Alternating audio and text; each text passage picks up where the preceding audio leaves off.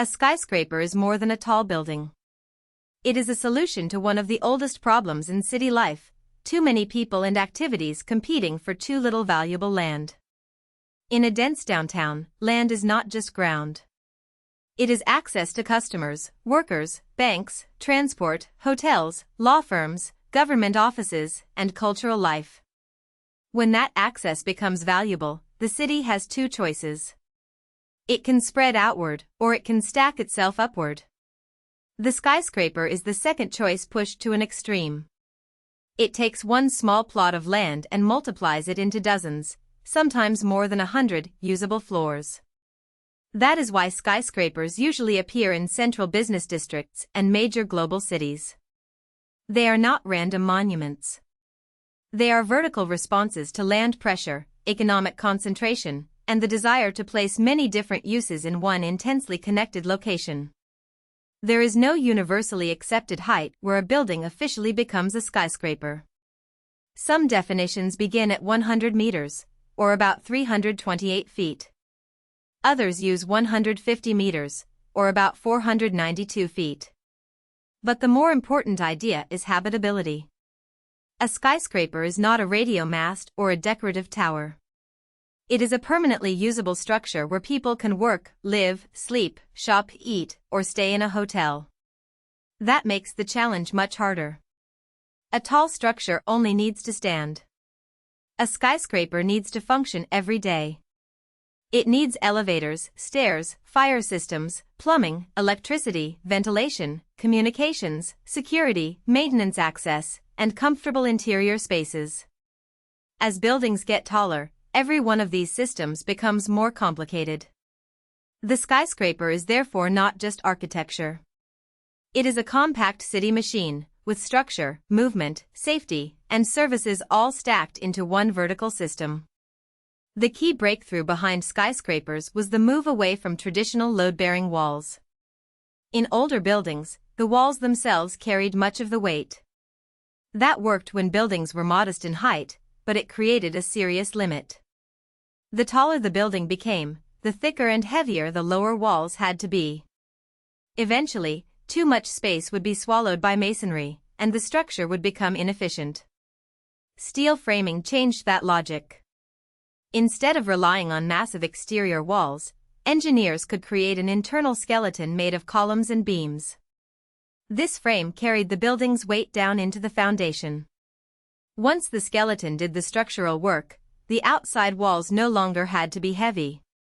The building could rise higher, include more window area, and provide more flexible floor space. The modern skyline begins with that hidden steel skeleton. This structural shift also created the curtain wall, one of the defining features of the modern skyscraper.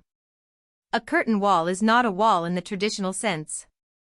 It does not carry the main weight of the building. Instead, it hangs from or is supported by the structural frame, like a protective skin. Its job is to enclose the interior, keep out rain and wind, manage light and heat, and create the building's appearance. Because the frame carries the load, the facade can use glass, metal, stone panels, or other lightweight materials. This is why many skyscrapers have enormous glass surfaces. The glass is not holding the tower up. It is part of an envelope attached to a deeper structure. Curtain walls made skyscrapers visually lighter and more transparent, even though behind the surface they remain massive engineered objects. Once a building becomes very tall, gravity is no longer the only major force engineers must think about. Wind becomes a central design problem. A short building experiences wind, but a skyscraper stands high in faster and more exposed air. The tower can sway, twist, and vibrate. Some movement is normal, and in fact a very tall building must be able to flex. A perfectly rigid tower would often be less practical and could transfer damaging stresses through the structure. The goal is controlled movement, enough flexibility to absorb force, but not so much that people inside feel uncomfortable or that joints, glass, and structural members are overstressed. In earthquake zones, the challenge grows again. The building must handle ground motion as well as wind. A skyscraper is therefore designed not only to be strong, but to behave predictably under sideways forces. Modern skyscrapers often use structural systems that make the tower act like a hollow tube. This idea is simple but powerful. A tube resists bending and twisting more efficiently than a loose collection of separate parts. In a skyscraper, the outer frame, inner core, shear walls, columns, beams, and bracing can work together so the whole building responds as one coordinated structure. The core is especially important. It often contains elevators, stairwells, mechanical shafts, and emergency routes, but it also helps resist lateral forces. The result is a building that behaves less like stacked boxes and more like a tall vertical shell around a strong central spine. This is why the most important parts of a skyscraper are often invisible in skyline photos. The real drama is hidden in the load paths, bracing, cores, and connections. The shape of a skyscraper is rarely just a matter of style. Tall buildings can catch wind like enormous sails, and a simple rectangular tower may create patterns of pressure that make swaying worse. Architects and engineers use shape to manage this. Setbacks, tapering profiles, rounded corners, notches, and changing floor plates can break up wind flow and reduce stress on the structure. Setbacks can also make a tower appear more slender, reduce wind exposure at higher levels, and help daylight reach the street. In some cities, they are encouraged or required by planning rules, because a tower affects everyone around it, not just the people inside. When a skyscraper steps back as it rises, it may look like a design flourish, but it is often solving several problems at once: structure, comfort, light, wind, and urban impact. Skyscrapers first appeared in the United States near the end of the 19th century, especially in Chicago and New York. These cities had the right mix of pressure and possibility. Chicago became a place of structural experimentation, while New York had intense land values and a business culture that rewarded concentration. But the skyscraper did not come from one invention alone. Steel framing mattered. Elevators mattered. Fireproofing mattered. Real estate economics mattered. Without elevators, upper floors would be impractical. Without strong frames, the buildings could not rise efficiently. Without expensive downtown land, there would be little reason to build so high. The skyscraper emerged when technology and urban demand met. It was a new building type for a new kind of city: dense, commercial, fast-moving, and willing to reorganize itself around vertical space. The skyscraper boom did not continue smoothly. In the early 20th century, tall buildings spread through major Western cities, but the Great Depression of the 1930s sharply slowed development. Giant towers require financing, confidence, tenants, and long-term economic expectations. When the economy collapses, those conditions disappear. Skyscraper construction did not regain strong momentum until the 1950s. Then, from the 1960s through the 1980s, many American downtowns saw a new wave of towers. Corporate skyscrapers became symbols of power and modernity, housing banks, headquarters, law firms, and major institutions. These buildings were not just containers for offices. They projected status. A company in a tall tower appeared stable, important, and future-facing. The skyline became a public display of private capital, and cities used those skylines to advertise their place in the modern economy. By the late 20th century, the skyscraper was no longer mainly an American story. East Asia and Southeast Asia began building upward at enormous speed, especially during the 1990s and after.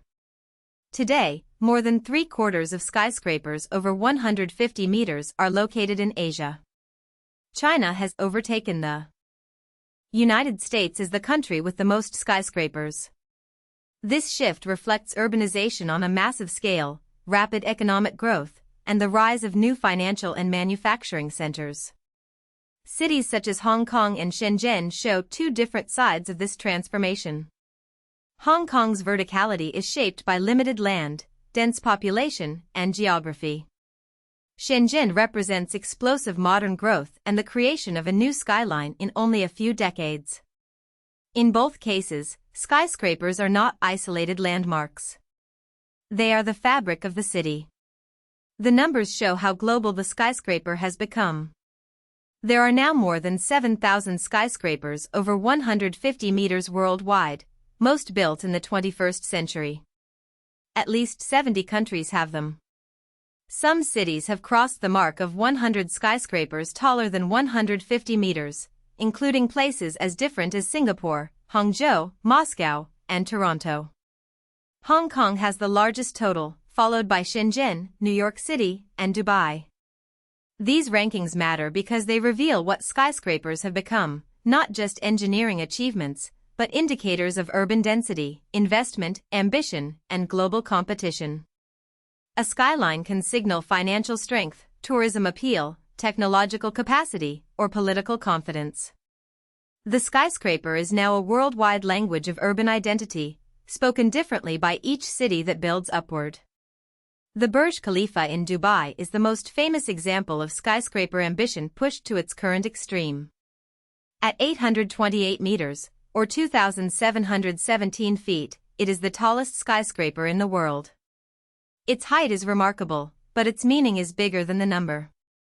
It shows how far the skyscraper has traveled from its origins in Chicago and New York. In Dubai, the super-tall tower became part of a strategy to create global visibility, attract investment, support tourism, and brand a city as futuristic. This is one of the most important truths about skyscrapers: they are both useful and symbolic.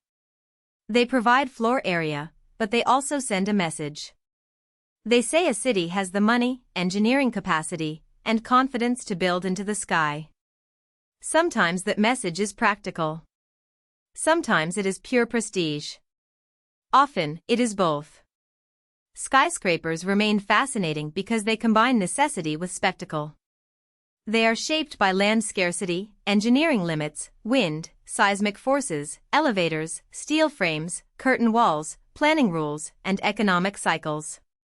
They can make cities more compact, but they can also create shadows, congestion, high energy demands, and pressure on streets and transit.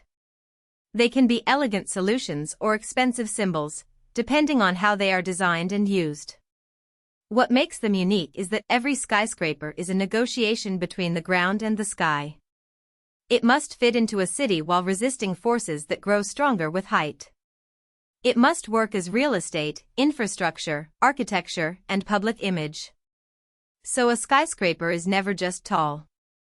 It is a vertical argument about what a city needs, what it can afford, and how high it wants to be seen. If you found this helpful, please like this video and subscribe for more explainers.